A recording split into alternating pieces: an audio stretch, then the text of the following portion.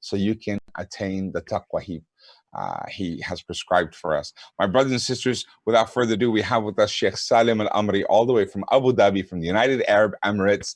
He joins us every single day during this blessed month of Ramadan at 7 p.m. on weekdays, 2 p.m. on Saturdays and Sundays. So that's 7 p.m. every day, Monday to Friday, and 2 p.m. on Saturdays and Sundays. Now, initially, this reminder was supposed to be 30-40 minutes, and it's been fantastic. Sheikh has blessed us with long episodes, and then we lead right up to Q&A. Questions and answers have been so amazing, and then right before iftar, Sheikh leads us with a beautiful dua, and we break our fast. So please bring the family together. Don't just have your devices. Don't let these little shayateen keep you busy in the house. Instead, make them a source of angels. Make them a source of blessings by coming together in the living room with your family, with your children, and discuss and write questions and write notes. Rasul Sallallahu Alaihi Wasallam ordered us to bil kitaba. By writing it down, you entrap knowledge. Allah bless you all to stay focused, inshallah. Now, the rest of the day, today, the rest of this session, Sheikh Salim is going to start off with this reminder, and then he's going to open the floor to questions and answers. The number is on the screen.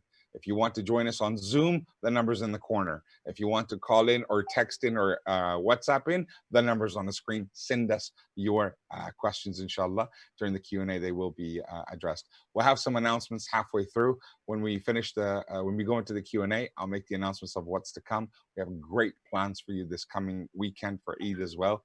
And without further ado, I bring you Sheikh Salim Al-Amri. Assalamu alaikum wa rahmatullahi wa barakatuh, Sheikh. وعليكم السلام ورحمة الله وبركاته. بسم الله الرحمن الرحيم. إن الحمد لله نحمده ونستعينه ونستغفره ونعوذ بالله من شرور أنفسنا ومن سيئات أعمالنا. إنه من يهده الله فلا مضل له ومن يضلل فلا هادي له. وأشهد أن لا إله إلا الله وحده لا شريك له وأشهد أن محمدا عبده ورسوله. أما بعد فإن أصدق الحديث كتاب الله تعالى وخير الهدي هدي محمد صلى الله عليه وآله وسلم وشر الأمور محدثاتها وكل محدثة بدعة وكل بدعة ضلالة وكل ضلالة في النار. أما بعد. My dear brothers and sisters in Islam and dear viewers, we are still talking about our home, the Jannah, inshallah. That is the home that every Muslim, every believer should keep dreaming of and aspiring to enter. And as we know that the Jannah has been surrounded with makarih, with the hardships, and there are obstacles in our way. So we want to know these obstacles, to avoid them, so that in order to reach our destination by Allah's will and by Allah's support and help. The third obstacle in the way is haram earnings, illicit gains, haram income, eating haram. So if you are earning through unlawful means, then this is an obstacle which will stop you from reaching your destination. This is an obstacle will deprive you of entering the Jannah. This is an obstacle will deprive you of Allah's acceptance of your dua and your deeds. So my dear brothers and sisters, we are in the month of Ramadan, the last days, and tonight is the 27th of Ramadan, which many years Laylatul Qadr fell on the 27th. So let us renew our tawbah. Let us purify our hearts. Let us forgive our brothers and sisters. Let us flip a new page and open a new chapter. Let us come back to Allah. Let us quit the haram. immediately if we want Allah to accept us. So eating haram is one of those obstacles, hurdles. Allah subhanahu wa ta'ala says in Surah Al-Baqarah, يا أيها الناس كلوا مما في الأرض حلالا طيبا ولا تتبعوا خطوات الشيطان إنه لكم عدو مبين. يا أيها الناس كلوا مما في الأرض حلالا طيبا. يا أيها الناس. Allah here is addressing humanity, all children of Adam. يا أيها الناس كلوا, eat مما في الأرض, from whatever is on earth that is lawful and good. حلالا طيبا. You see, my dear brothers and sisters, one of the rules in Sharia, in Islam, pertaining to the issue of halal and haram, that everything in this world, everything Allah created for you is halal.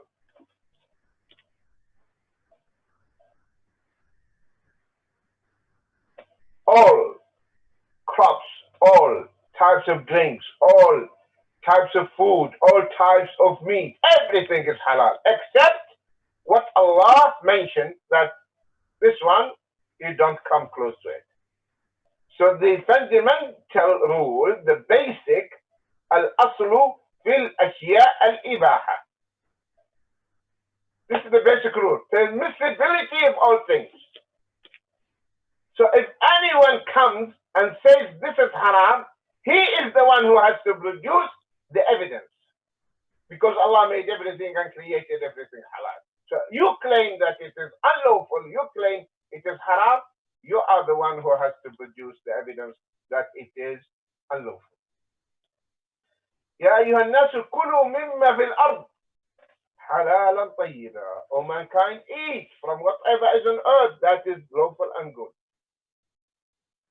ولا تتبعوا خطوات الشيطان. And do not follow the footsteps of Satan. Because Shaitan, my dear brothers and sisters, is a crafty guy, and he knows, and he takes you step by step. For example, he will not come to you until you drink alcohol. No. He will start with something less than that. If you are a practicing Muslim, he will not tell you immediately, start sinning this major sin. No. He will make you commit minor sins. He will make you leaving the sunan of the salah. He will not tell you leave the salah, the fard. He will take you step by step. So now you are leaving the sunan of the salah, and then after that, the praying at home instead of going to the masjid. And then you are missing the salah at home. And slowly but surely, he's taking you step by step until you stop praying. And he will not leave you. And maybe you will reach the point where you become a disbeliever.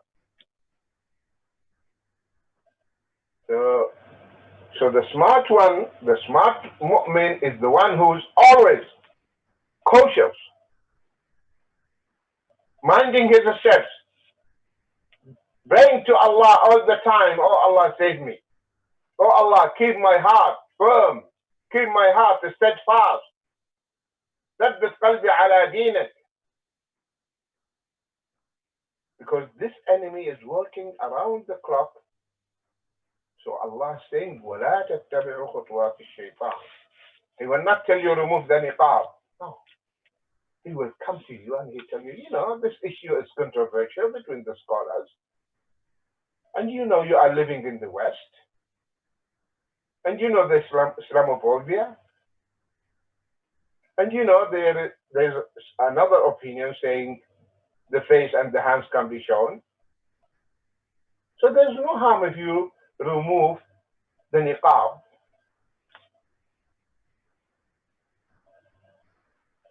Do you think it will leave you there? No. So you remove the niqab and the gloves. Next step, the hijab will become colorful. Yeah, decent, but it is attractive, nice, presentable. Why not? Do you think it will leave you there? No. Another step. Few hairs will show here, the French. Do you think will leave you here? No. Then, another portion. Then, hijab will be removed. It will not leave you. These are the tricks of the shaitan. ولا تتبعوا خطوات الشيطان. Do not follow Satan's steps. Because shaitan, he knows. He plans. He has a strategy. Long-term strategy. At the time of the Prophet ﷺ, the Prophet ﷺ said, إن الشيطان قد يئس أن يعبده المصلون في جزيرة العرب ولكن رضي بالتحريش بينهم. At the time of the Prophet ﷺ, Satan despaired. He lost hope that the people will worship him, that the people will follow him, that the people will listen to him. Because the deen, the guidance, the righteousness, the piety of the people radiating in every corner. So that's what the Satan felt. He lost hope. But because he is evil, he said, never mind. I will not give up. I will not give up. ولكن رضي بالتحريش بينهم. رضي, he said to himself, I'll be content, I'll be satisfied, I'll be happy if I manage to create hatred among themselves. Hatred, making them hate each other. So this is the Satan. He has a mission he wants to accomplish. He has a goal. He wants to take the majority of the children of Adam with him to the hellfire. That's what he is. That's what he promised Allah. I will come from the right, from the left, from before, from behind. And you'll find little of them are grateful. So I want you, my dear brothers and sisters, when you are reading the ayat, reflect and see what your Lord is telling you. وَلَا تَتَّبِعُوا خُطُوَاتِ الشَّيْطَانِ. And do not follow the footsteps of Satan. إِنَّهُ لَكُمْ عَدُوٌّ مُبِينٌ. Indeed, he is to you a clear enemy, open enemy. Open enemy. The enmity started in the Jannah with our Father. That is the beginning. Started there. He came down with our father, Adam alayhi salam, and he is working. Iblis is on earth now, and he has a throne on the water. And Sahih Muslim, the Prophet ﷺ, there was a man in Medina, Ibn al-Sayyad. In the beginning, the Prophet ﷺ thought that he was the Antichrist, Masih al-Dajjal, the false Messiah, before Allah informed him that the Messiah, the false Messiah or the Antichrist will not enter Makkah and Medina. And this he deals with the Jinn Ibn al-Sayyad. So the Prophet ﷺ went to test him. He and Sayyidina Umar ibn Khattab. And he was sleeping, lying on his back, Ibn Sayyad. And the Prophet ﷺ and Sayyidina Umar, they were walking through the date palm trees, hiding themselves. His mother saw them, she informed her son, and he sat. So the Prophet ﷺ told him, I have hidden something for you. I have hidden something for you. Do you know it? He started saying, Ad-dukh, ad-dukh, ad-dukh. The Prophet ﷺ said, Ikhsha, lan ta'du qadrak. Said, be humiliated, be disgraced. You will never guess and know what I have hidden. Because the Prophet ﷺ have hidden Surah Ad-Dukhan. So he couldn't say Ad-Dukhan. He didn't know that. Then the Prophet ﷺ asked him a question. Tell me, what do you see? He said, I see a throne and a multitude of people around it. He said, yes. What you are seeing, that is the throne of Iblis. That is the throne of Iblis.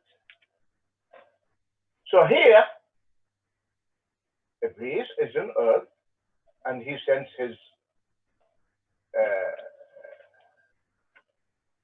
delegations, his children every day to spread corruption and to mislead people. So Allah is warning us, إِنَّهُ لَكُمْ عَدُوٌّ مُبِينٌ. So he's a clear, open enemy for you.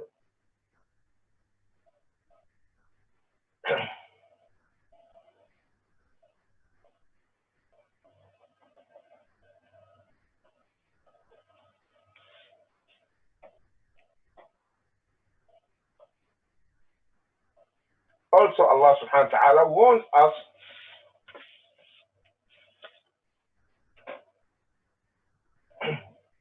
from eating the riba. Eating riba. O you who believe, يا أيها الذين آمنوا, be afraid of Allah and give up what remains from riba. وَذَرُوا مَا بَقِيَ مِنَ الرِّبَا. Leave the interest, leave the usury immediately if you are really believers. And if you do not do it, if you do not stop taking interest from the banks, putting your money in the bank and taking interest, فَأْذَنُوا بِحَرْبٍ مِّنَ اللَّهِ وَرَسُولِهِ. Then take notice of war from Allah and His Messenger. Allah subhanahu wa ta'ala is waging war against you. And if you are in war with Allah, and Allah is waging war against you and His Messenger, definitely you are the loser. You are the loser.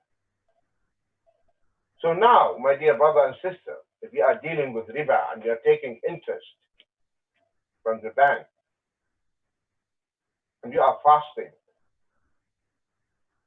and you don't want to repent, do you think Allah will accept your fast when you are in war with Allah?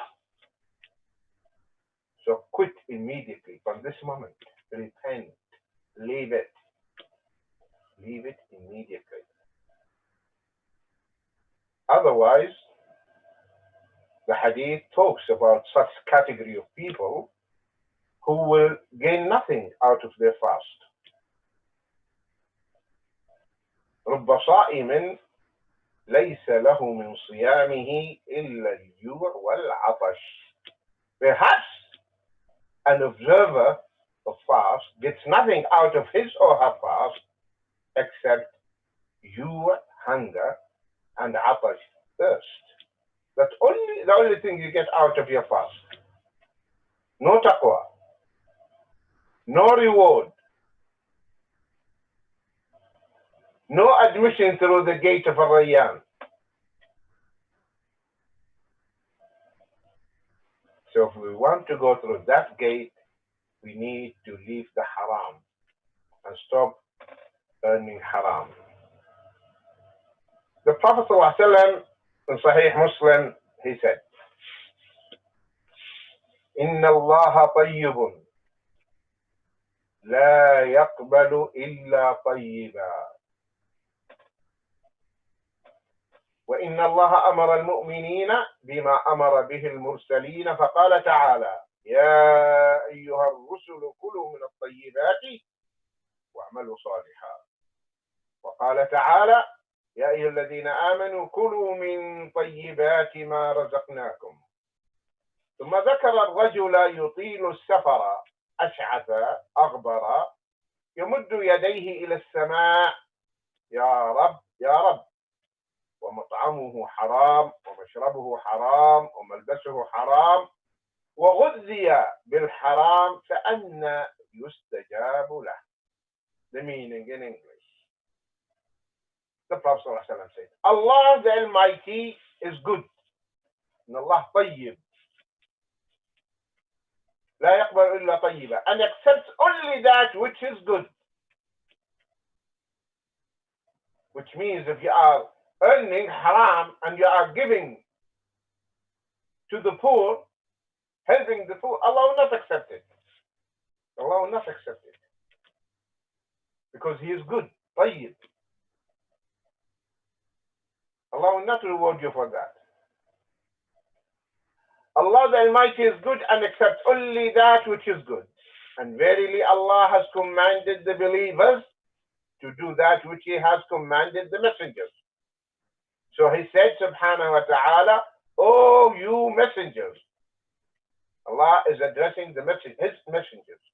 Eat of the tayyibat. Eat of the tayyibat. All kinds of halal, legal foods. Tayyibat. And perform righteous deeds. And also He said, "Oh, you who believe, eat of the lawful things that we have provided you." Then the Prophet ﷺ, he mentioned the case of a man who, having journeyed far, a person who has traveled far, is disheveled, unkempt, and dusty, and who spreads out his hands to the sky, saying, "O Lord, O Lord," while his food is haram, his drink is haram, his clothing is haram, and he has been nourished with haram. So how can his supplication be answered? Listen to this hadith and reflect. So this man, the Prophet ﷺ mentioned, he traveled a long distance. His hair is not combed, disheveled, unkempt, and dusty, which means these are signs that this guy is in bad condition. And if a person like that, and he's pious, and he's in need of his Lord, and he or she raises his hand or her hand, praying to Allah, Allah will respond. Because you are in a dire need. And Allah will respond to you when you are مضطر. أمن يجيب المضطر إذا دعاه ويكشف السوء. So when you are in that situation, Allah will respond to your dua, to your supplication. But this case here, no, it didn't happen. So he raised his hand to the sky saying, "Ya Rab, Ya Rab." But Allah doesn't respond to his supplication. Why? His food is haram. What he is eating is haram. What he is earning is haram. What he is feeding his children is haram. Listen to me my sisters, the Sahabiyat, the wives of the companions,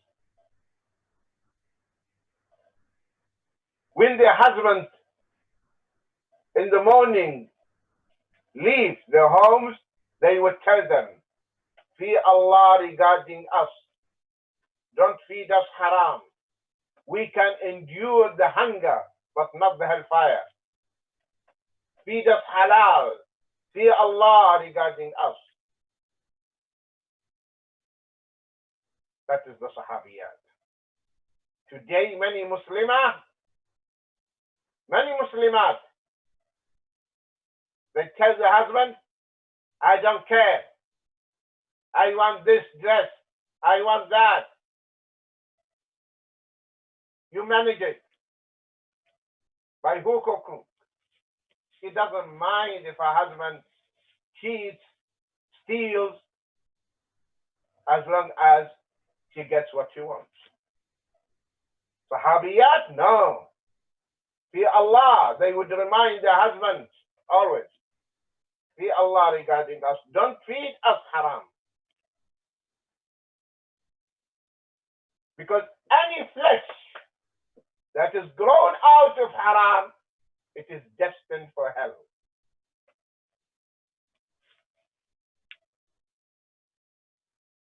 So my dear brothers, fear Allah regarding your families.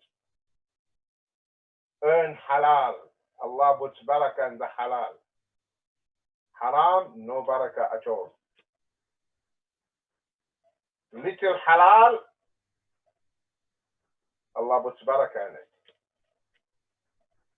And remember the definition of taqwa. Al-rida bil-qaleel. To be content with whatever Allah provided for you. His food is haram. That is the reason why. So if your food is haram, no matter how lengthy supplications you make, your dua will not be accepted at all. You want your dua to be accepted? Eat halal. While his food is haram, unlawful. So Allah doesn't respond to his supplication. His drink is haram. His drink is haram. So he eats haram, he drinks haram. His clothing is haram also. The money by which he bought clothes is also from haram source.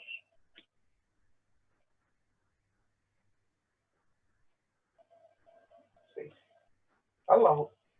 So, my dear brothers, Muslims, those whom the shaitan fooled and they are dealing in haram, whether they are selling drugs, smuggling drugs. Yes, there are Muslims doing that.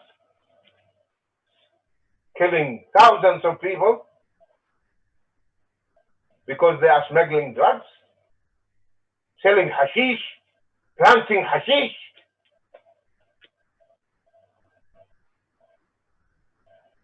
Allah will not accept that. His clothing is haram, and he has been nourished with haram. He is living, he grew up eating haram. So all this flesh, all this body is fed with haram from day one. His father is feeding him haram.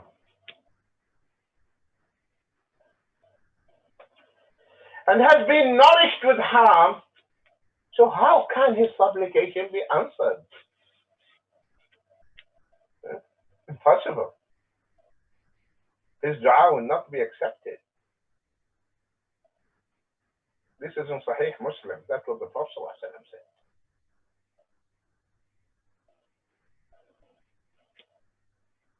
Also, in Bukhari, the Prophet said, curse the one who does tattoos.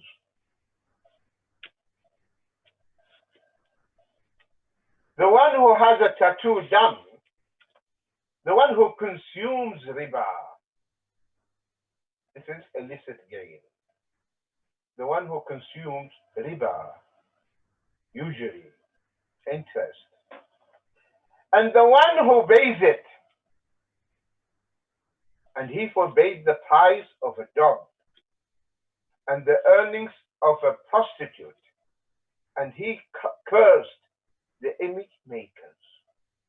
Let us reflect on this hadith.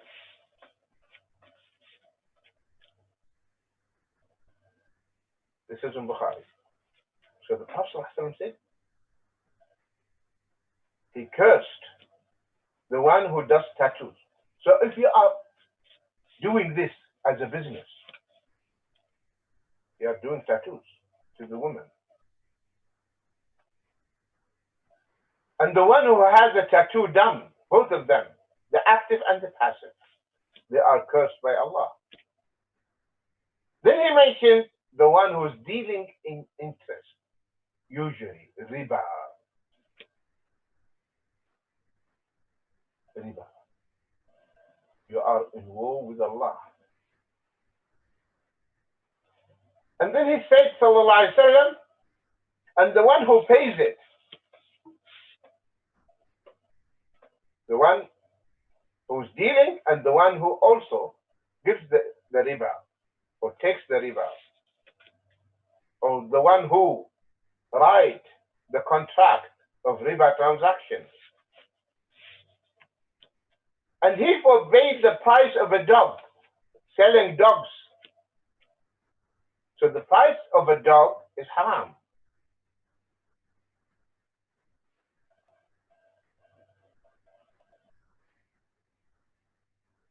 And the price of a dog, I think there's an exception for the hound. The price of a dog and the earnings of a prostitute, there are networks now running prostitution, smuggling girls from different countries from the Far East, and they are making them, selling their owner, making business. So this is illicit gain, haram income, and earnings of a prostitute. And he cursed the image makers, those who make images and sell them. They carve objects, whether humans or animals, and they sell them.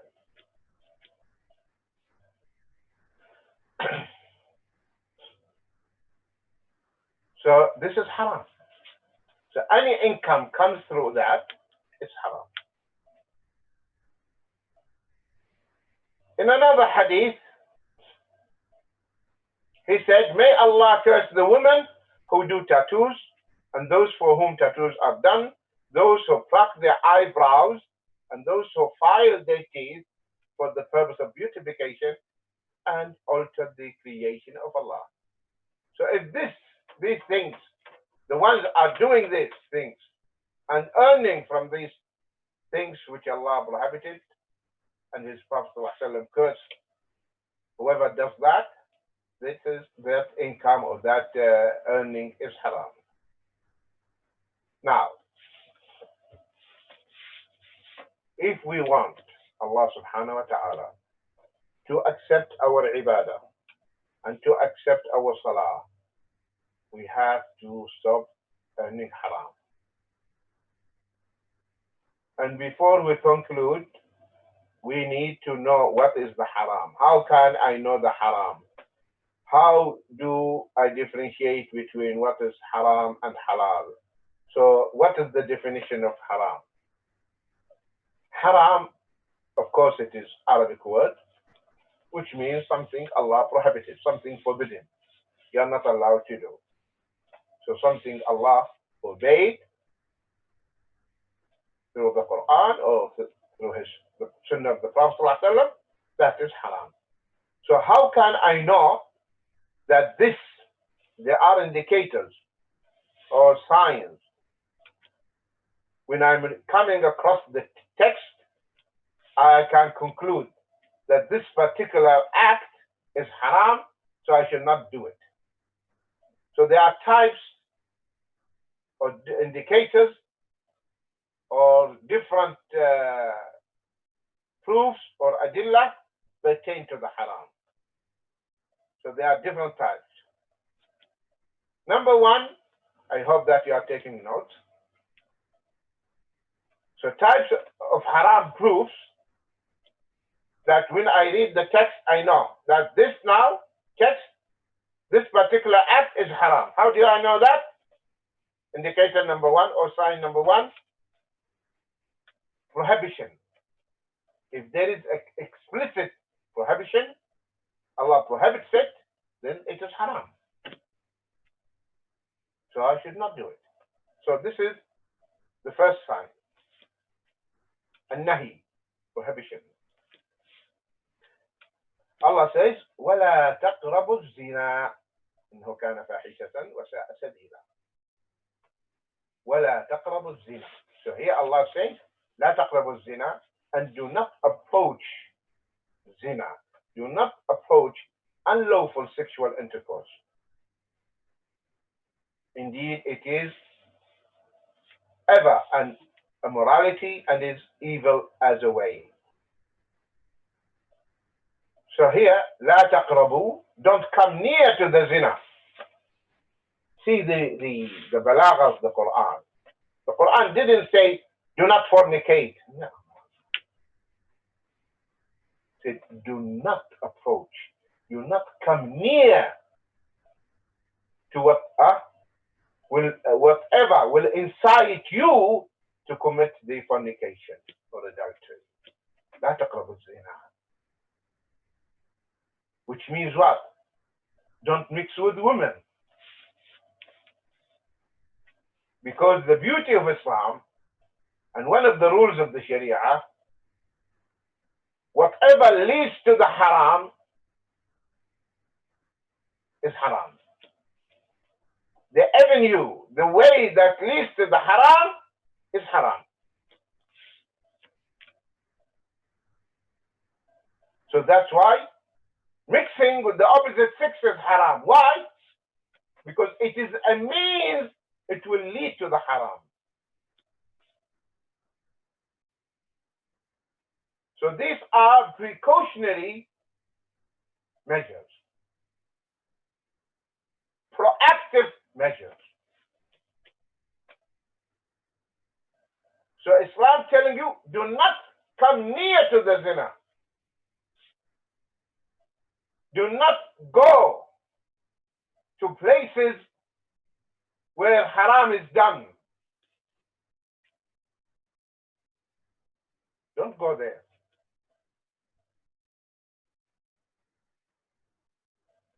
Because if you go there, you don't know what might happen to you. You might become weak and you will be tempted. So don't go to into places where haram is done. Bars, pubs, nightclubs. Don't let the shaitan fool you. Go there and make da'wah. What da'wah?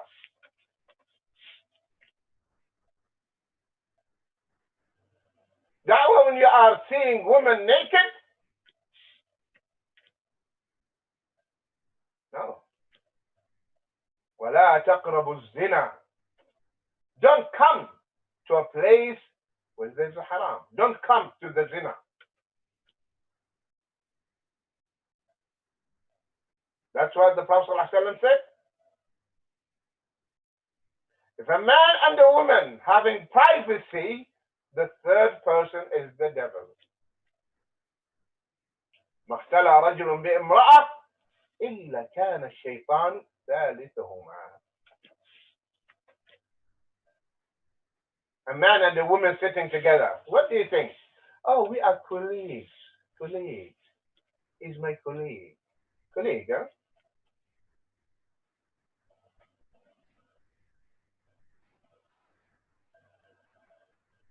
Staring at each other. And he is flirting, praising you, flattering you. And you like that. Wow, you look gorgeous today. This is a nice dress. Oh, your hairstyle is beautiful. Why is he saying these things? You know what for. So Allah is saying, وَلَا تَقْرَبُوا الزِّنَا. Don't come near to the zina. The Prophet ﷺ said, مَا تَرَكْتُ فِتْنَةً أَشَدُّ عَلَى رِجَالِ أُمَّتِي مِنَ الزِّنَا. The biggest fitna which I fear most for the men of my ummah, women. Women. Women.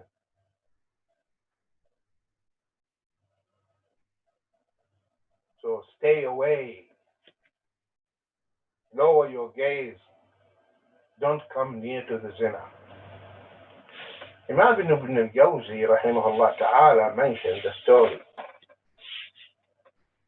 He said there was in Baghdad a young man making the adhan. In those days, you have to climb the minaret. The muaddin, the caller of the adhan, to the prayer, he has to climb the minaret and chant the adhan. So the imam used to tell this boy, my son, when you are making the adhan and you are turning your head to the right, to the left, close your eyes.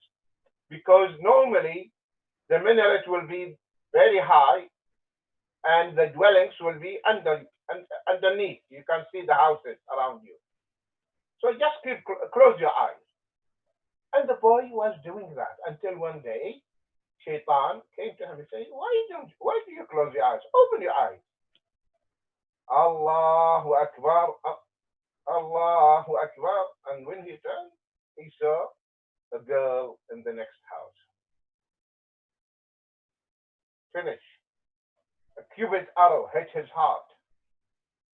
He didn't finish the adhan. He came running down, went knocking on the door of that girl. When she opened, said, I want to marry you. Said, are you crazy?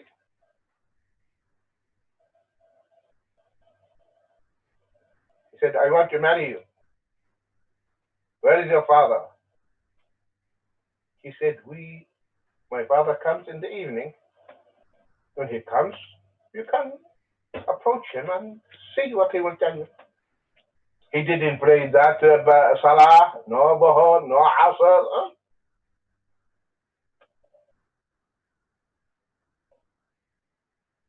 Waiting for the father. In the evening, he approached the father. The father told him, son, we are Christians. So I will not get you married to my daughter. But if you want to become a Christian, no problem. He said, yes, I will become Christian. He said, okay, where's this cross? Crucifix. The cross. And tomorrow we'll have the marriage contract signed. That boy died on that very night as a non-Muslim. What caused that? By just looking at the girl.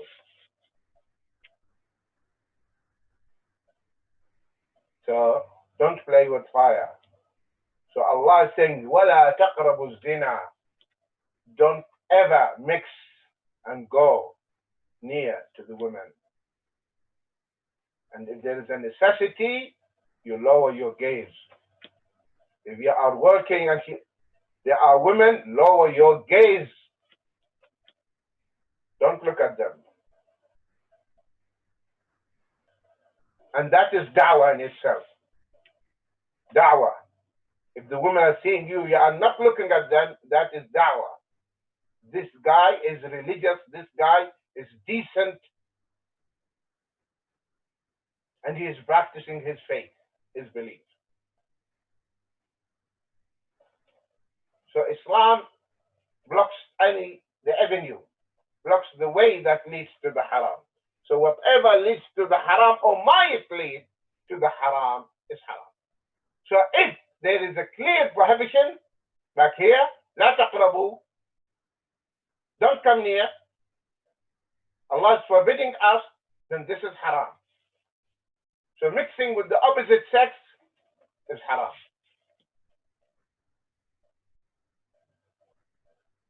Even, subhanallah, some of them will say, but at the time of the Prophet ﷺ, the women were praying in the masjid, so they are meeting each other. Who said so? Who said so?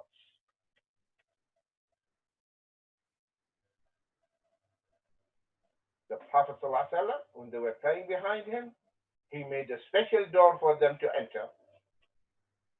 They could enter through that door. They are praying behind, and he said, the best rows of the women are the last rows, and the worst rows of the women are the first rows, because they are close to the men. So the further you are and the farther you are away from the men, the better for you, even in the salah. And the moment the Prophet ﷺ concludes the prayer, finishes the salah, he would tell the Sahaba, remain seated. Remain seated. No one to get up. Until he makes sure that all the women left and reached their homes. So where is the mingling? Where is it? And now you come and you see, my dear brothers and sisters, let us understand our Islam.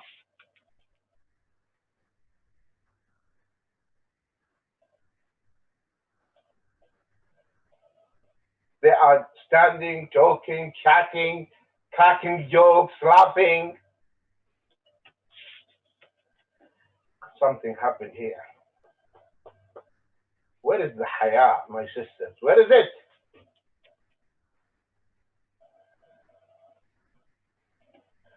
ولا تقربوا الزنا إنه كان فاحشة. Something shameful. وساء سبيلا. It is ever an immorality and is evil as a way.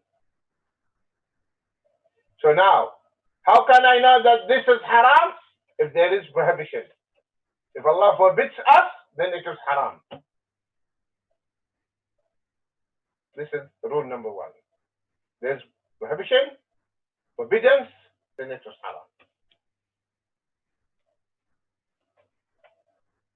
وَمَا آتَاكُمُ الرَّسُولُ فَخُذُوهُ وَمَا نَهَاكُمْ عَنْهُ فَانْتَهُوا. Whatever the messenger gives you, take it, and whatever he forbids you, abstain from it. The second indicator to know that this particular matter is haram is there is a threat. Allah is threatening. Allah is warning the perpetrator of it, the committer of it. Al-wa'id ala al-fi'l. So if Allah is threatening and say whoever does this, this is what will happen to him, then it is haram. That particular act is haram. Threat against whoever does it, does that particular act, and Allah is threatening and warning, then it is that particular action or act is haram if you do it.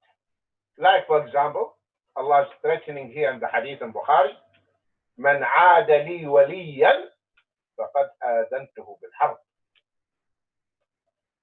So here Allah is threatening.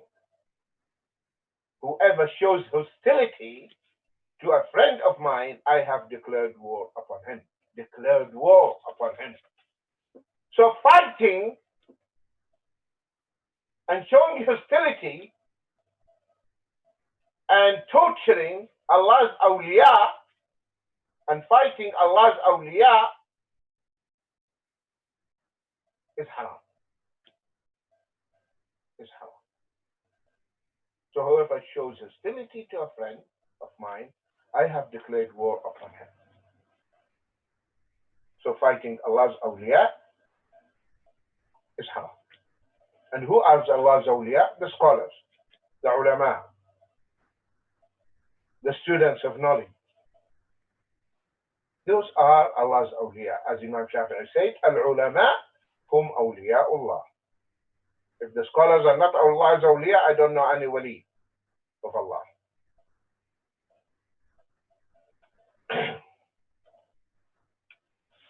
Also, another hadith. So now, if there is a threat, warning from Allah subhanahu wa ta'ala for the one who commits or perpetrates of that particular action, then this is haram because of the threat or the warning.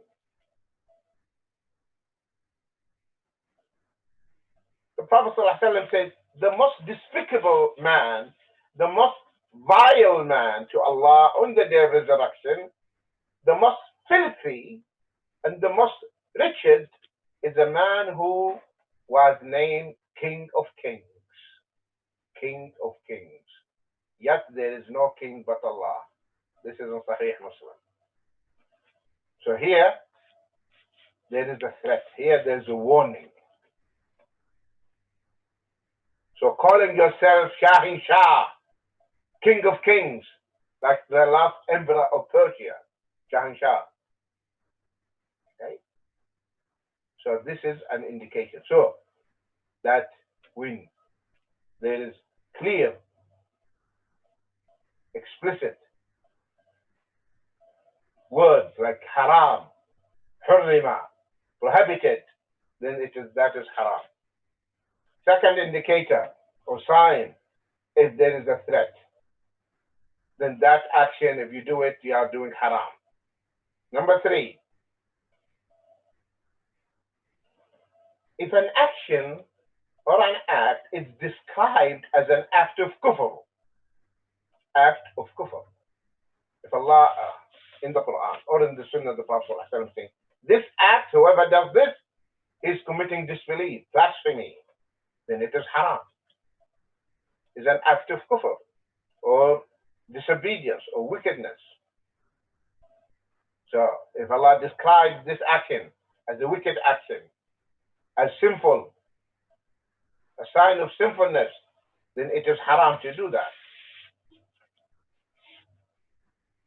Allah says in Surah Al-An'am, وَلَا تَأْكُلُوا مِمَّا لَمْ يُذْكَرِ اسْمُ اللَّهِ عَلَيْهِ وَإِنَّهُ لَفِسْقٌ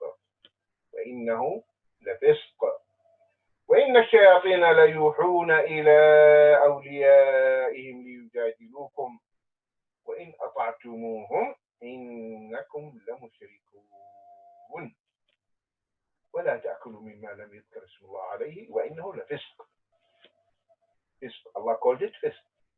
وإن الشياطين ليوحون إلى أوليائهم ليجادلوكم وإن أطعتموهم إنكم لمشركون. And do not eat of that upon which the name of Allah has not been mentioned, for indeed it is grave disobedience. So now, if you know Allah's name is not mentioned, then you don't eat it. You don't eat it. إِنَّهُ لَفِسْقٌ. Indeed, do the devils inspire their allies among men to dispute with you, and if you were to obey them, indeed you would be associators of others with him. The scholars of hadith, they say about this, when the shayateen, that the devils inspire their awliyas to argue with us. So the Quraysh said to the Muslims, the goat or the sheep is killed by Allah, dead animal, and you are saying it is haram. It is killed by Allah, and you are saying it is haram. and the animal which is killed by you, by the human being, slaughtered, it is halal. How come? It is killed by Allah, haram. Killed by you, it is halal. That was the argument. Shaitan gave it and put it in the heads of the mushriks to raise that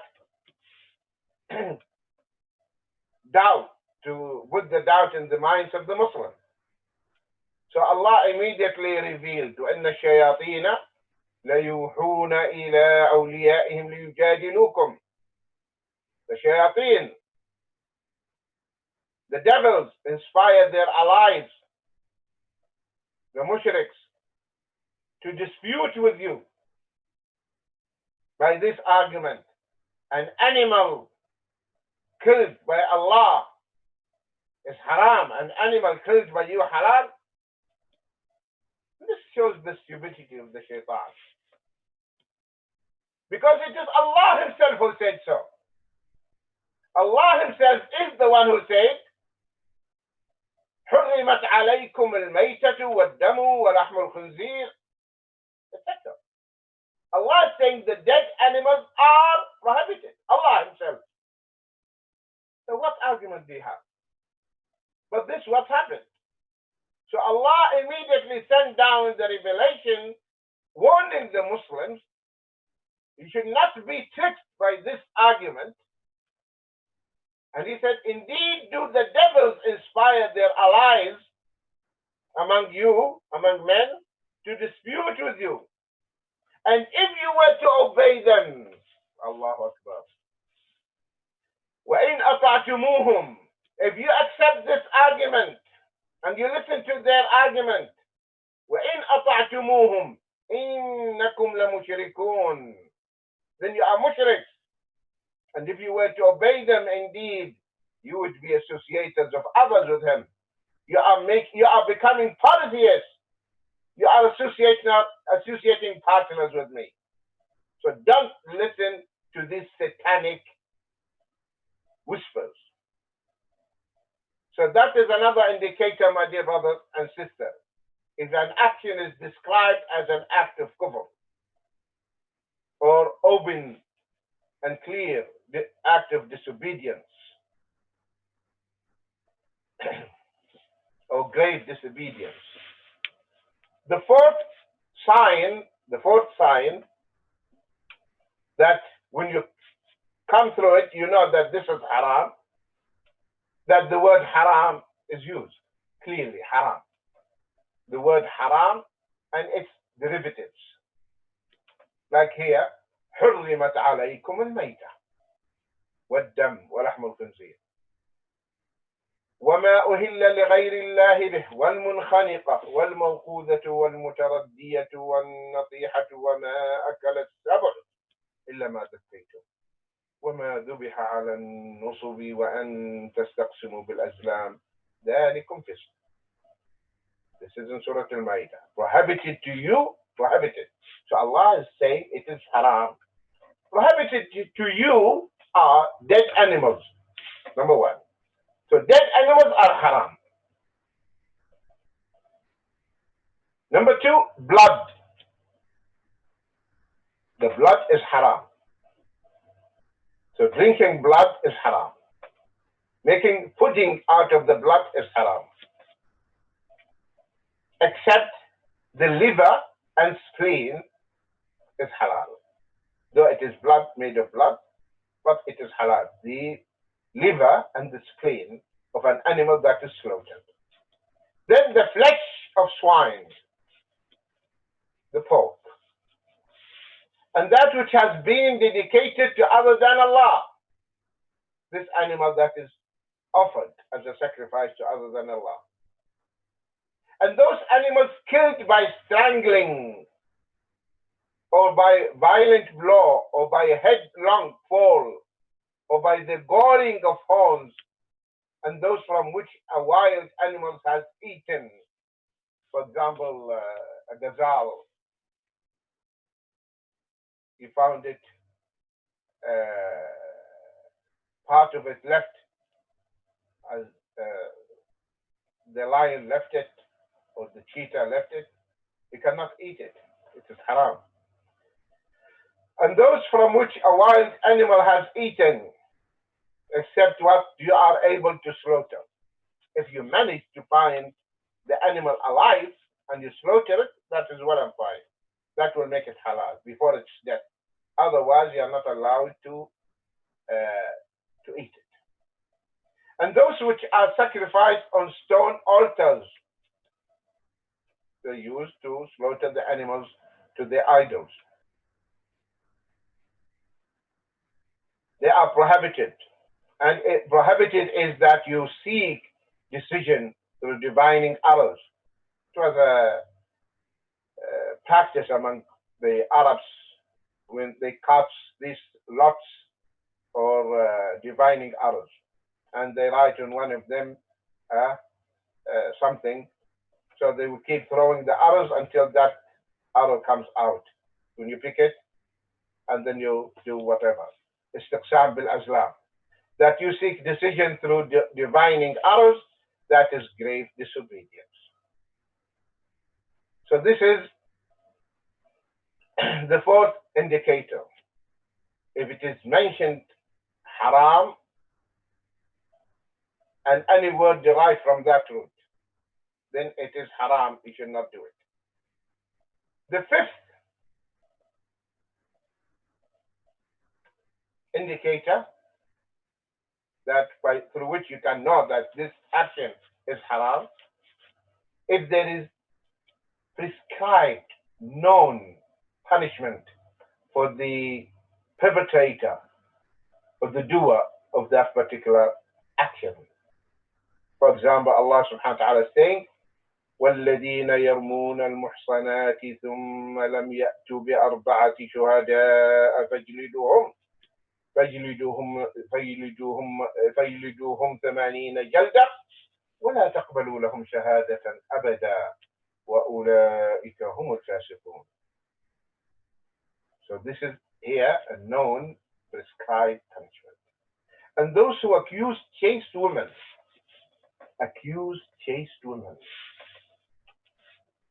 محصنات غافلات, and then do not produce 4 witnesses, lash them with 80 lashes, and do not accept from them testimony ever after. And those are the defiantly disobedience. So here, accusing chaste women is haram, because here there is a prescribed, known punishment for the one who does that. Had. So, and those who accuse chaste women and then do not produce 4 witnesses. You see, my dear brothers and sisters, Islam came to protect people's honor, to protect your honor, to protect your wealth, to protect your property. So no one should talk about anyone's honor. So if a man accuses a woman, telling her, you prostitute, you adulteress, fornicatress, things like that, immediately in Islam, the woman can file a case in the court, and if he fails to produce 4 witnesses supporting him, he will be lashed. 80 lashes. He will receive 80 lashes.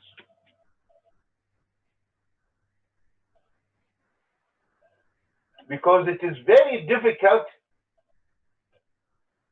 even if you really saw that woman committing zina with a man, it's difficult to produce 4 eyewitnesses. So Islam made it very difficult for anyone to accuse someone's honor. Islam is inviting its followers to lead righteous life and to cover up people's mistakes and faults and shortcomings. And those who accuse chaste women and then do not produce 4 eyewitnesses, lash them. So now we know here there is no punishment for them. So, lash them with 80 lashes and do not accept from them testimony ever after. And those are the defiantly disobedient. The 6th sign to know the haram, that this is also haram. If there is equality, or the lawgiver is equating, making this act equal to this act, this action equal to this action. So if the lawgiver equates the 2 actions, say this action is equivalent or equal to this action, then this is also haram. Like in this hadith, the Prophet ﷺ said, من لعب بالنردشير فكأنما صبغ يده في لحم خنزير ودمه. He who played nardashir, which is the dice, is like one who dyed his hand with the flesh and blood of swine. This is a Sahih Muslim. So now, playing with the nardashir, this is one action. Dyeing your hand and dipping your hand in the blood of the swine and its flesh. So he made the 2 equal to each other. Which means playing with the nardashir is haram. Because it is just equal to putting your hand or dyeing your hand with the flesh and blood of swine. So if the lawgiver made the two actions equal, and one of them is known to us it is haram, then the other actions is haram as well.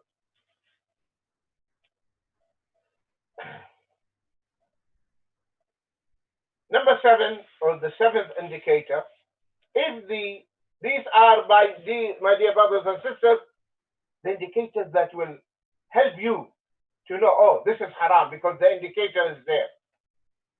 To describe an act that nullifies one's righteous deeds. In other words, when you come across an ayah or a hadith saying that if you do this, your righteous deeds will be nullified, then it is haram. So if an act describes that if you do it, it will nullify your good deeds, then it is haram to do it. Like the hadith in Sahih Muslim, the Prophet ﷺ said, whoever goes to a fortune teller,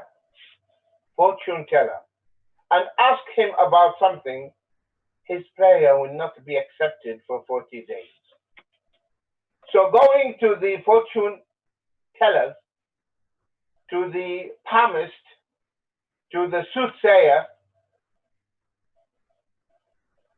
your salah will not be accepted for 40 days. So going to them is totally haram. Reading horoscopes is haram. And your prayers will not be accepted for 40 days. Whoever goes to a fortune teller and asks him about something, his prayer will not be accepted for 40 days. So these are indicators which will enable you to know that this particular matter, because one of the indicators is there, the condition is fulfilled, then it is haram. May Allah subhanahu wa ta'ala accept our deeds and your deeds, and may Allah subhanahu wa ta'ala increase our knowledge in the deen, and may Allah subhanahu wa ta'ala forgive us our faults, mistakes, ignorance, and may Allah subhanahu wa ta'ala encompass us in His mercy, and may Allah shower His blessings and mercy on us on those in this month, on this particular night, and may Allah guide all the Muslims to the state path, and may Allah reward all of you, my dear brothers and sisters, for your patience and attendance. Barakallahu fikum. جزاكم الله خيرا. والسلام عليكم ورحمة الله وبركاته.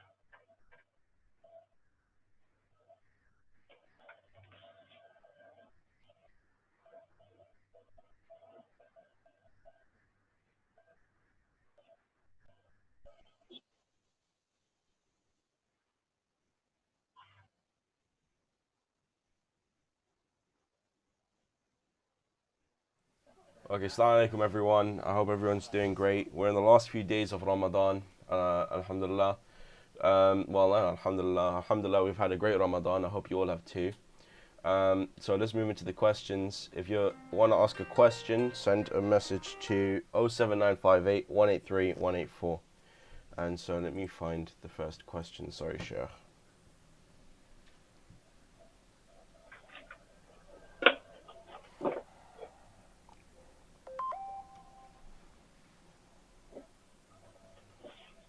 Okay, there was a question from yesterday. I will answer that question, okay? Okay, Jazakallah. I think one of the sisters asked about the hair transplant. She's saying that she's losing her hair and her husband wants her to have the hair transplant. This issue, there are, two opinions of the scholars, our contemporary scholars and many of the big scholars, and those who are still alive, and some they passed away. They are holding the opinion, they saying this is just like wearing the wig, so it is haram. The other opinion says no, it is not like wearing the wig, because the hair transplant is not joining two hairs together. It's different, because this is a sort or a form of treatment. They take the follicles from the dense part of the hair and plant it in the place where there are no hairs there, and then the hairs grows. So it is not like joining two hairs together or wearing the wig or the artificial hair. Because of this, they are saying it is permissible, especially if she is already married. So the husband-to-be will not be deceived. So there is no harm in doing so. This is the opinion of many scholars regarding the hair transplant. I hope this is clear to the question.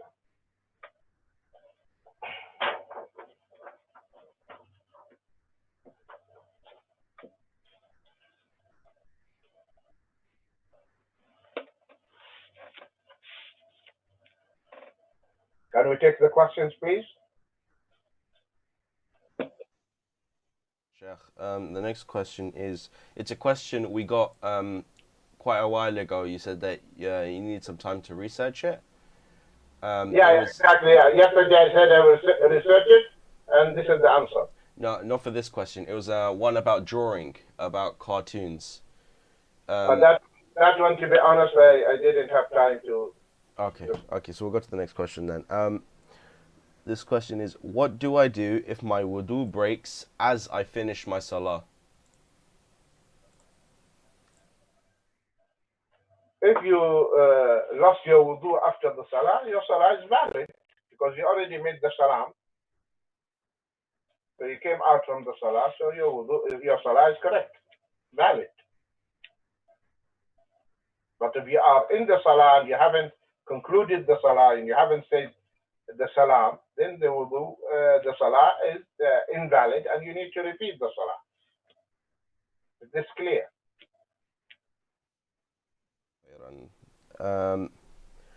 Someone just said Jazakallah for us answering the hair transplant question. That's from Sister Humma. Okay, next question. What dua is best for after tashahhud? After the tashahhud, you can say any dua. because these are from the places where you can supplicate. So after finishing the tashahhud, you can say whatever you want, the dua you want to say it before saying the salam. So any dua you can say. Any dua. There's no specific dua. Next. The next question is about Dajjal and about his eyes. Some people say that he'll come with one eye. However, obviously there were some TV shows that recently happened where a character who was supposed to be depicted as Dajjal had two and then came to one or something. Could you elaborate on this? Jazakallah. No, the Dajjal has two eyes. One of them is blind and the other one is protruding out. So the sight of that eye is very weak. And I dealt with this, and there's one talk on the YouTube. You can watch it if you like. So the Dajjal is a human being. It's not the New World Order, as many they are saying. This is the Dajjal. No. He is a human being created, locked in chains in the Arabian Sea, as the Prophet ﷺ said. And he will come out when certain signs are fulfilled, when the date palm trees in Baisan in Palestine, they stop bear fruit. So that's the time he will come out. And 70,000 of the Jews in Asfahan will follow him. And many people will follow him. And he is going to perform many, many mysterious things as a test for the people. And it is written on his forehead, Kafara, Kafir. So every Muslim will read it. And whoever memorized the 10 ayat of the beginning of Surah Al-Kahf or the end of Surah Al-Kahf, he will be protected.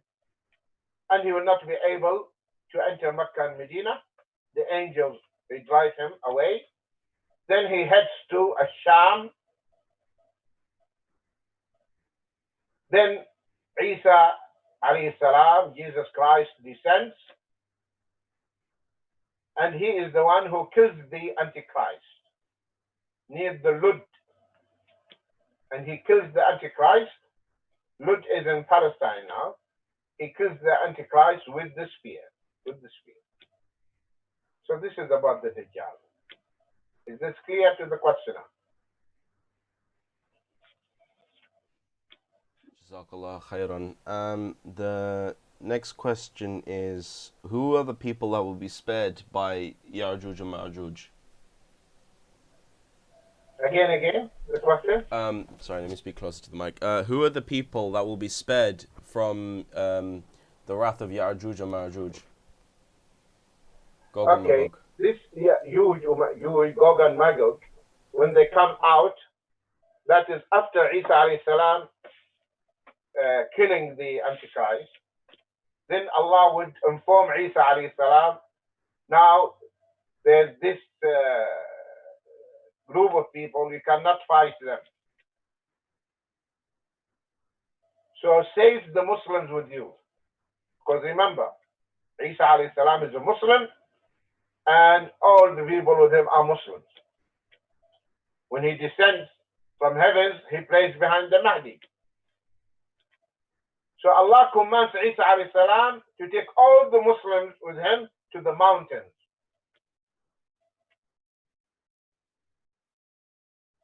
And then Gog and Magog, Juju and Ma'juj,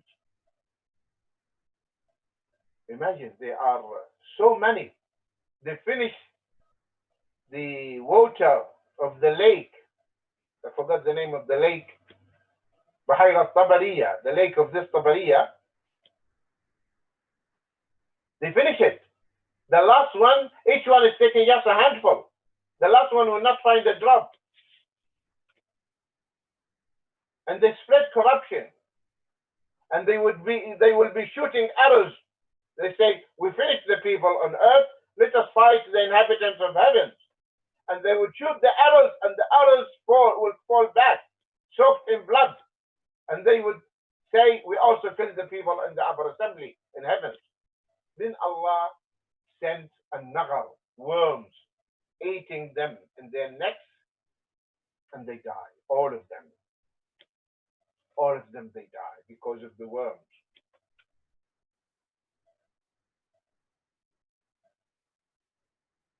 Then Isa alayhi salam will ask, can someone go down and find out what happened to them?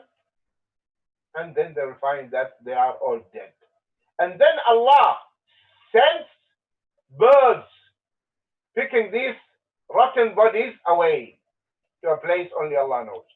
Then the sky starts raining, cleaning the earth, and things become beautiful again, vegetations, fruit.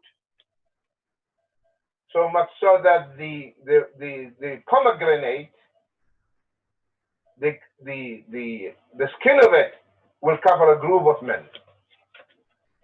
That is the best time one can live on earth. And after that, Isa alayhi salam, he comes to the house of Allah and he makes the Umrah. And after that, Allah subhanahu wa ta'ala takes his soul.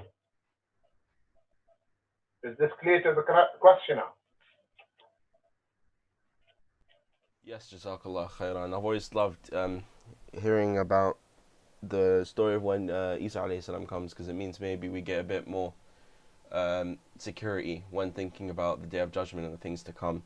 Jazakallah khairan. Okay, so moving on to before I move on to the next question, can I ask everyone to maybe donate to us, Jazakallah khairan, because we are trying to raise £1,000 every day, as we've said for the past couple of days, and we haven't really reached our target for quite some time now. So Jazakallah khairan. And the next question is, dear Sheikh, I get my menses for 8 days, and I experience bleeding. What do I do? Do I still pray and fast and make fresh wudu for every prayer? Normally her period 8 days, right? Yes. But she finished 8 days and still she is bleeding, right?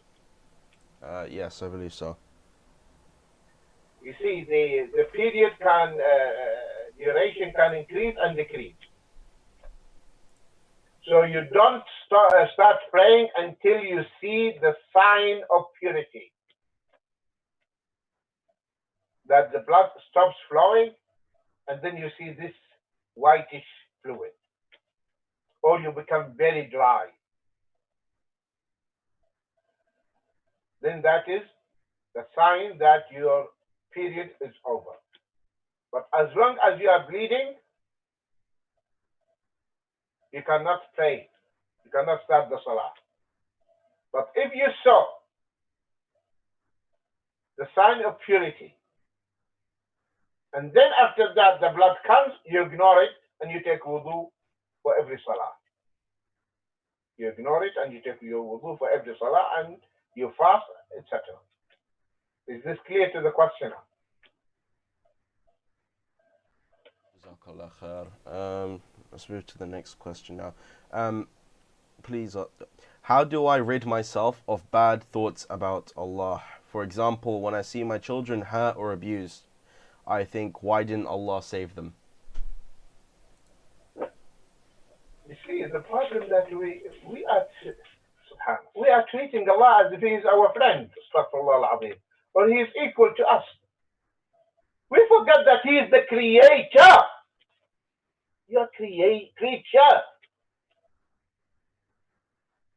What's wrong with the human beings? What happened to them? He is your creator. And He told you, I am going to test you. Test. And immediately you fail in the test. The whole life is test. The whole life is a test. Your wealth is a test. Your children is a test. Your wife's test. So Allah is testing us. So we have to understand who is Allah. Remember, He is your creator. He can wipe us all. All the entire humanity, He can just wipe it like that and replace us with others.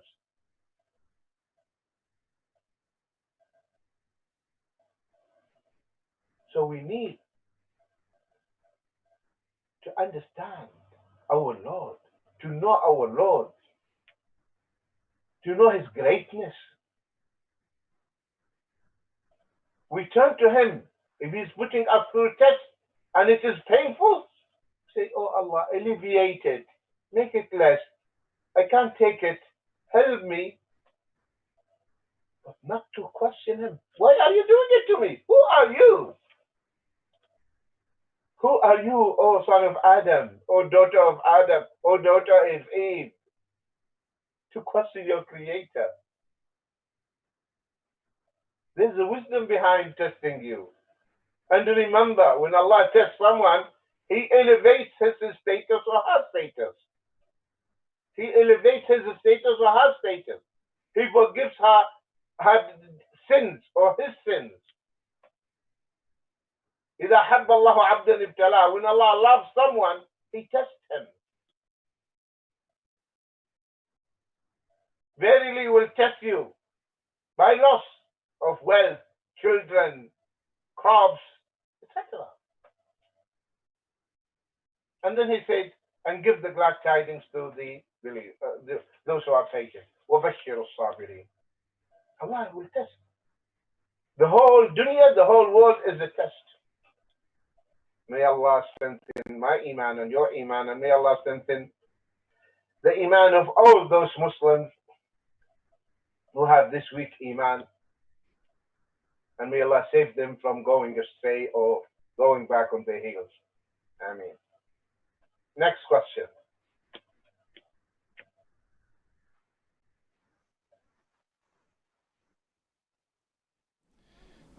Sheikh, the next question is, if I want to make hijrah, does it have to be an Islamic country? If I wish to make hijrah, does it have to be to another Islamic country? And if so, which country is best to make hijrah for the sake of Allah? See, my dear brothers and sisters, the hijrah is not something easy. Okay? Because many brothers, they decided to make hijrah and then they stayed here in this country 2 years, 3 years, and then they go back. Okay. So hijrah means you don't go back. Stay out. If you can maintain your deen. But meanwhile, wherever you are, be in a Muslim community, there are Muslims there who can help you, where you can reach the masjids, where you feel that your deen is not under threat. But the moment you feel you are going to lose your deen, okay, then you have to look for any Muslim place, not necessarily to be a rich country, Muslim rich country. Any Muslim place where you will live among the Muslims and where you feel that you are maintaining your deen. Where you are maintaining your deen. But meanwhile, if you are involved in the da'wah and the Muslim community is a strong Muslim community and you have no problem, you are practicing your deen, no one is telling you remove your hijab, etc., then you can carry on doing the da'wah and calling your families to Islam, etc. Is this clear to the questioner? Hijrah, when your deen is at stake, when you are in danger, then you have to leave. Is this clear to the questioner? Yes, Jazakumullah khair, Sheikh. The next question is, I have done a lot of wrong in my life, which I have made tawbah for. Many people I wrong too, I do not know how to approach to seek forgiveness. I fear they will not be forgiving. What should I do? Pray for them. Pray for them in your prayers. Make dua for them. Or you can make sadaqah, praying on their behalf. So that's what you need to do. Keep praying for them. And of course, with your sincere tawbah, Point it at me. asking Allah subhanahu wa ta'ala to forgive you. And if Allah subhanahu wa ta'ala accepts the tawbah, alhamdulillah, Allah will forgive You need to focus it a bit. all your sins. So don't despair of Allah's mercy There you go. and forgiveness. Is this clear to the questioner? Yes, Jazakumullah khair, Sheikh. If everything is predestined, what can we say to convince others that humans are responsible for their actions in Islam? If everything is predestined, what can we say to people regarding they're responsible for their actions? Alhamdulillah, this question we addressed before, but no harm. Remember that you need, in order to understand this issue, the issue of qadar, first of all, there are 4 elements. You need to understand them. Point number one is the ilm, the knowledge that Allah knows everything. Allah knows everything. And because of this knowledge, the divine knowledge of Allah subhanahu wa ta'ala, He commanded the pen to write. So knowledge, the ilm, then the kitaba. Then the pen wrote everything. Then the third element or third component is the will, the mashi'ah. Nothing happens in Allah's kingdom against His will. ما شاء الله كان وما لم يشاء لم يكن. So nothing happens in Allah's kingdom against His will. But the will, 2 types. إرادة شرعية and إرادة كونية. Universal will, كونية, legal will. 2 aspects of it. The إرادة كونية, the universal will, that Allah allows things to happen in His kingdom, though He doesn't like that. He doesn't like it, but He allows it to happen. Because there is a divine wisdom behind it. Allah doesn't want us to disbelieve, but He allows that. He gave the man, the human being, the free will. So it's up to him to believe or disbelieve. And there is a wisdom behind it. If there are no disbelievers, there will not be any da'wah.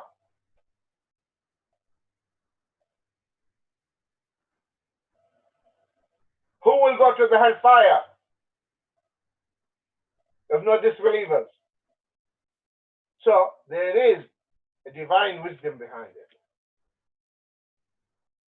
If there are no diseases, no COVID-19, no diseases, will there be medicine? Will there be need for hospitals? No. So Allah allows things to happen in His kingdom, though He doesn't like that. Second aspect of the will, the irada, is the shar'i one, the legal aspect, which means the things that Allah loves. Allah loves. The first will, it happens. Whatever happens, we have to look at it. Something already happened. Now we look to this thing that happened. Is it something Allah loves or something Allah doesn't love?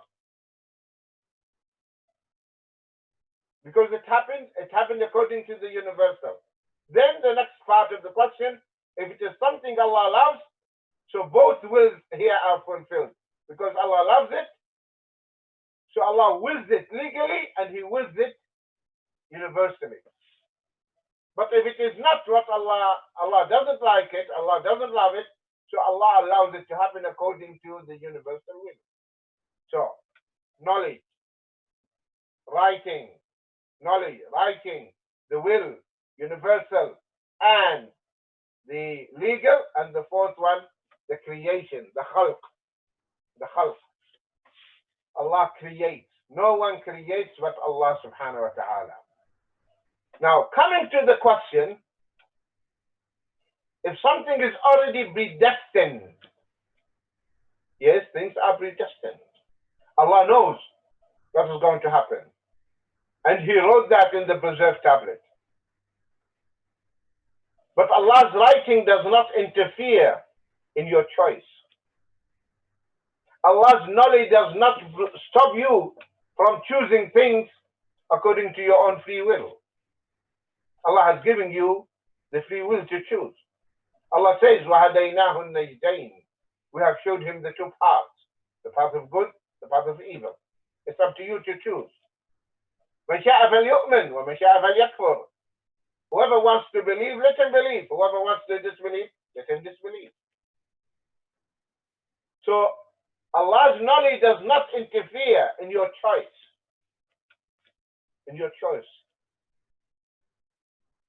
It is just Allah, because Allah knows, so He wrote that. And that writing in the preserved tablet is not going to be used against you on the day of resurrection. The writing that will be used is the writing of the things that you committed with your own free will. And remember the example of the headmaster and the teacher. Before the final exam, he asked the teacher, what do you think the result would be? He said, this guy will be A plus, B, B minus, C, F. Because he knows his students. If the headmaster of the school says, okay, I trust you, announce the results, they will be in trouble. Because the one they failed will object, you did not examine me. But imagine now the teacher wrote the results on a piece of paper because he knows. And he gave the exam to the students. And the result came exactly. The one failed cannot object and he says, sir, I failed because you wrote that I will fail. My writing has nothing to do with your failure. You failed because you didn't study and work hard. So similarly, Allah subhanahu wa ta'ala, He knows. So His writing does not interfere in your choice at all. So you chose to disobey Allah, you chose to take the wrong path, so you blame no one but Allah, but yourself on the day you meet Him. So the predestiny, you have to keep these four elements there in your mind if you want to understand the issue of the qada and qadar. Is this clear to the questioner?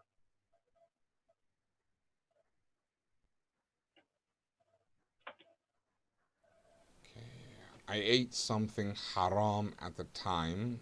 I didn't think it was a big deal. But later I was worrying about I was worrying about it. Then I read my prayers that my prayers won't be accepted. So at the time of eating, I knew it was doubtful but not haram. And then later I learned that it was haram. So what do I do? Do I need to wait now for 40 days for my prayers to be accepted? No, of course. You should not leave your prayers immediately, definitely. Even if you go to the magician, as mentioned in the hadith, you have to keep praying and repent sincerely because you were ignorant, you didn't know. And Allah subhanahu wa ta'ala, He forgives.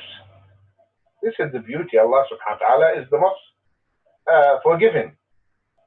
So when you turn to Him and repent sincerely, He accepts you and He forgives you. So don't give up praying and doing your ibadat and doing righteous deeds. Is this clear to the questioner?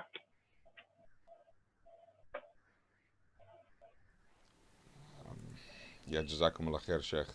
I don't know if this is relevant now, but this is from the earlier question about the sister on her menses. She said she finished, then. Okay, I'm even more confused. She finished, then after every 8 days after her menses, she is bleeding again.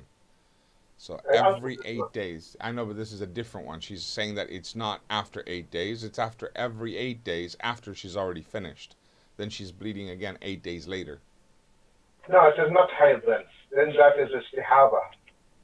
That is istihaba, not hayd. Okay, so if after 8 days she is clean and she took a shower, and then after 8 days she got it, then that's not, she just ignore it. And you just count until the next cycle. She knows when she is going to take it, to have it. And women, they know. There are signs for that, and pain, and changing the mood, things like that. You know. Publish. MashaAllah. Is that it? As there are certain things that we have to say in khutbah, when we give a khutbah, there's certain things we have to say. Are the Eid khutbahs different to the khutbahs on Jum'ah?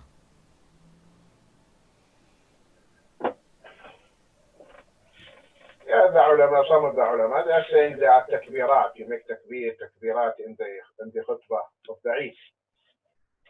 But the strongest opinion, there is no difference at all. There is no difference.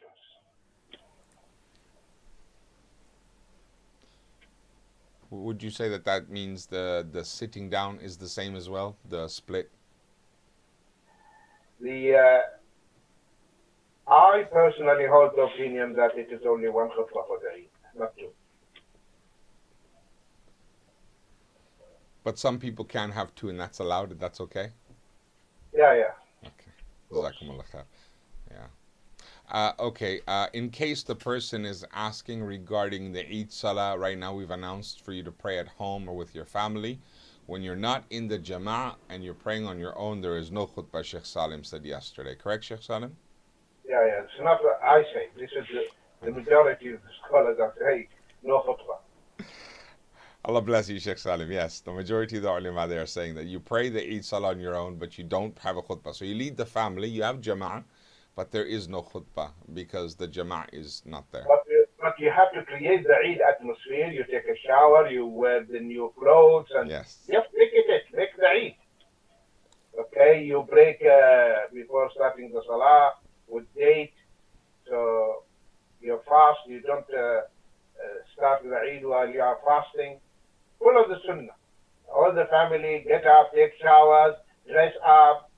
That is the Eid. Enjoy it. Jazakumullah khair. We're giving a prize away to the family that decorates their house the best. And the takbir, you make the takbirat of the Eid. Allahu Akbar, Allahu Akbar. Yeah. Make the takbir in the home. Let the whole houses are shaken. Takbirat from every corner. Jazakumullah khair, Sheikh. Quick announcement, brothers and sisters. This weekend, we are having a big Eid celebration, as you know, for everybody. I just wanted you guys to know that everything's planned online. We do need you guys to continue to donate, support the food parcels that we're giving out to the poor. Also support the brothers and sisters in Afghanistan. We're giving out iftar every day. I've got amazing pictures and videos to show you guys later. But we're giving away cash this weekend, Sheikh. So some youth will play Islamic quiz, and if they win, we're giving away £20, £50, £100, up to £500 cash prizes. I just wanted people to know that's not your donation money. So we've arranged a special cash prize for your kids. So get your friends and family together ready for this weekend. We got a lot planned for you. So the most decorated house wins a prize as well.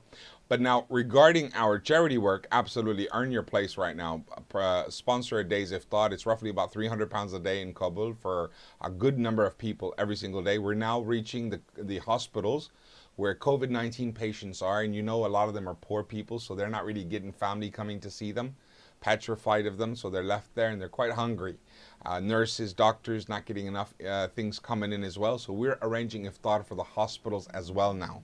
while we're arranging Eid food packs right here, proper big Eid. Nirala has just given us a box of mitai, gulab jamun. So we're giving one, not giving us, we bought it discounted. We're giving one to each family here, as well as a big Eid Mubarak cake for every family. So there's a lot. The sisters from Dawa Art, Jannah, her friend, Sister Abida, Sister Sarah, Brother Arshad from Serving Humanity, Brother Irfan from Bayt al-Ilm. I want to mention everyone's names to show how grateful we are to you for supporting us. Best Way Cash and Carry supporting us. The brother, I believe his name he said his name was Muhammad or Muhammad Ibrani. He donated packets of nuts for every family. So there's a lot of people coming together. It's a beautiful atmosphere. So yeah, right now I'm looking for 10 people before we finish today, and looks like there's roughly about quite a few of you watching. So I just need 10 people to pledge £100. It starts with you. Pledge it, earn that good deed, the dawah, the knowledge. I'm telling you from personal experience, I'm not showing off my good deeds, but I've been teaching, learning, teaching, and then I've also been donating and spending.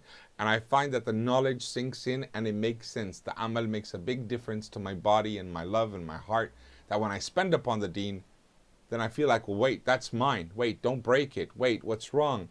So a lot of Muslims kind of, when they see bad things happen, they say, oh, that's sad. But they don't feel the touch, as the Prophet ﷺ said, this ummah is one body. When they see one part is sick, the rest cannot rest until they feed it. So I've been struggling like that with the brothers and sisters of Wanid and Al-Fitra, after we saw the pictures and videos of the hungry people in Afghanistan and many other places as well. SubhanAllah, just look at the projects, look what we're doing, but it should be in your heart as well. So give what you can tonight, inshallah. Make a pledge. It might be the Laylatul Qadr. They say it's the 27th night. Sheikh Salim did confirm to us from many of the past scholars that it can be different nights, different odd nights. But we know that majority of you think it's tonight because you think it's the 27th night. But it might be, pray Allah accept it from us whichever night it was. I pray Allah accept it from us. Ameen, ameen. The next question, Sheikh. So please do remember to click the link, text us, send us a message, drop me a line saying you will pledge. I'm going to announce it before the Sheikh leaves, how many people pledged £100. I want the Sheikh to see how generous the Muslims in the UK and Europe are. So if I tell him you haven't messaged, he's going to know. So make sure you message now. The next question, Sheikh, is, Dear Sheikh, my husband keeps telling me to take our son to Pakistan to bring him up, raise him there, for a while at least, saying it will teach him tarbiyah. But he doesn't understand that I am the breadwinner and he hasn't taken that responsibility himself yet. I tell him I have a job here and can't leave. Who will provide for our family if I go? So he says, okay, you stay and I will take him. I say to him, no, you can't separate my son from me, and that he and I should give my husband and I should give our son guidance and proper tarbiyah together here ourselves. At this he laughs at me, saying, how are we, just the two of us, going to do this? This can only happen in an extended family set of relatives, etc. But I'm not convinced of the influences in his family home in Pakistan. There is no concept of hijab or segregation with them. There is a mix of Sunni and Shia in the same household.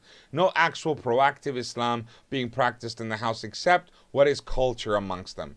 Even my own husband's iman drops when he is in his family home back home. Am I wrong not to listen to my husband and do as he wishes, regardless of what I feel and what I see?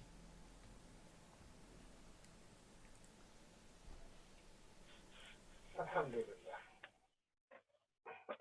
This needs to be discussed among yourselves.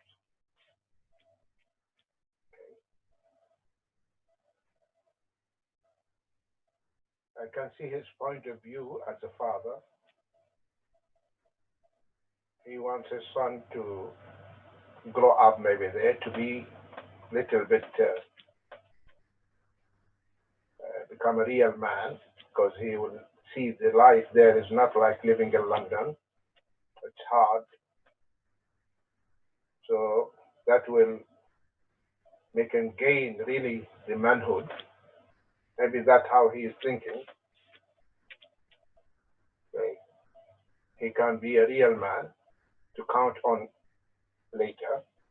And the mother is also thinking also that from her perspective, that the atmosphere there is not a real Islamic atmosphere, the family, and she is trying her best to bring her son in an Islamic environment, trying her best. Second thing, that he is not taking responsibility as the head of the family, because he is the bread earner or gainer. So this, they need to sit together and talk about it and reach an agreement. So if he said, no, I will send him there, and you know that the child is not going to, you're not going to improve him, you're going actually to spoil him there, then it's better to keep your son with you both, I mean, the father and the mother, and you work hard together to bring him up to the best of your ability. So these issues, all marital issues, can be only resolved between the two. Okay? A sheikh can only give a piece of advice, etc.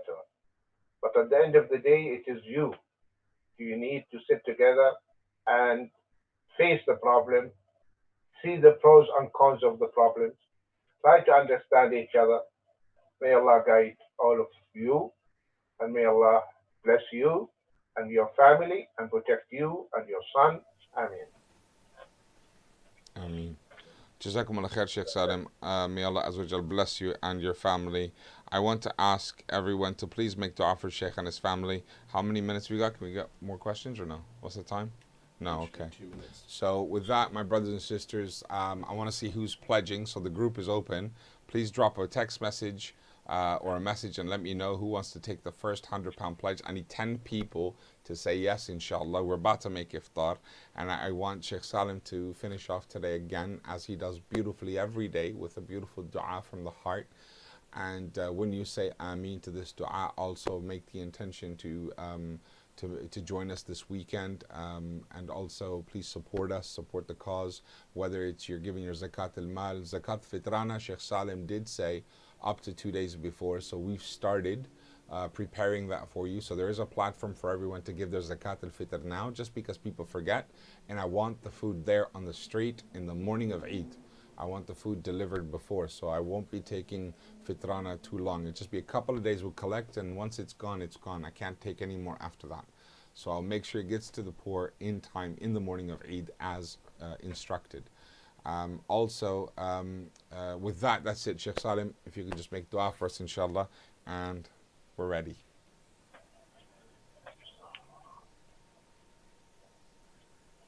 يا ربنا لك الحمد كما ينبغي لجلال وجهك ولعظيم سلطانك. سبحانك اللهم وبحمدك عدد خلقك ورضاء نفسك وزنة عرشك ومداد كلماتك. آمين. اللهم صل على محمد وعلى آل محمد كما صليت على إبراهيم وعلى آل إبراهيم إنك حميد مجيد.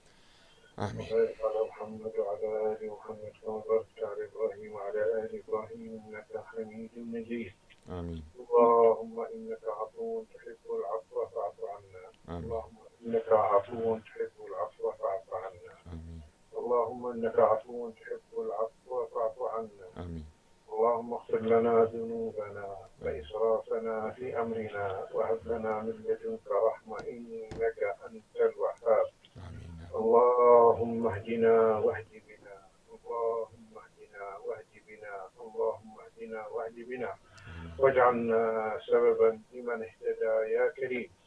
اللهم ردنا إلى دينك ردا جميلا. اللهم ردنا إلى دينك ردا جميلا. اللهم ردنا إلى دينك ردا جميلا.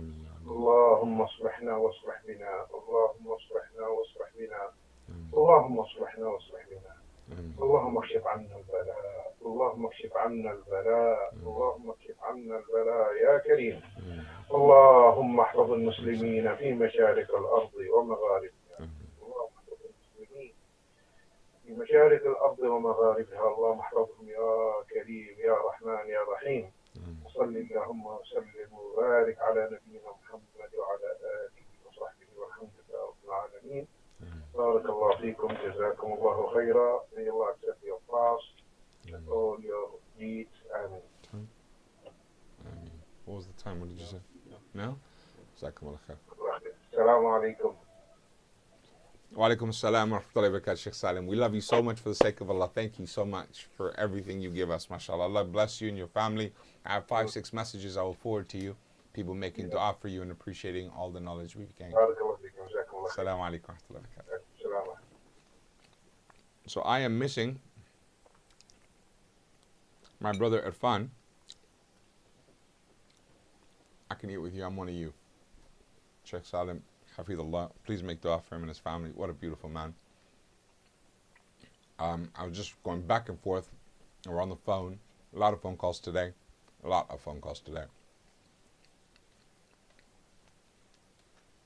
Alhamdulillah, may Allah accept everyone's fast. I hope it was time. It's not already, is it? It is. No.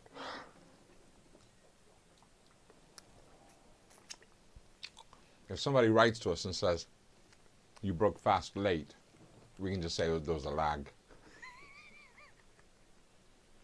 Get it? There's a lag. Come on, that was funny. Brothers and sisters, these are the following things. It's the 27th night tonight. I'm going to be up late tonight. I'm going to be online tonight. We're going to be talking about how to take the most of this night. We're going to be doing the Qiyam al-Layl with you. We'll do a few rak'ah salah as well.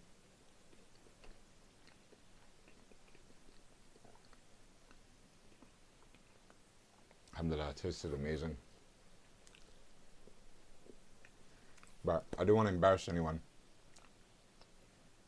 There was no donate pledges. I'm heartbroken. Not a single one of you. Did you know someone messaged me saying that you selected the wrong charity in FB? There was some next charity. I don't know. Maybe it's a different. They sent me a screenshot. I was like, what? It was okay. Alhamdulillah, charity's charity, but I just thought it was weird.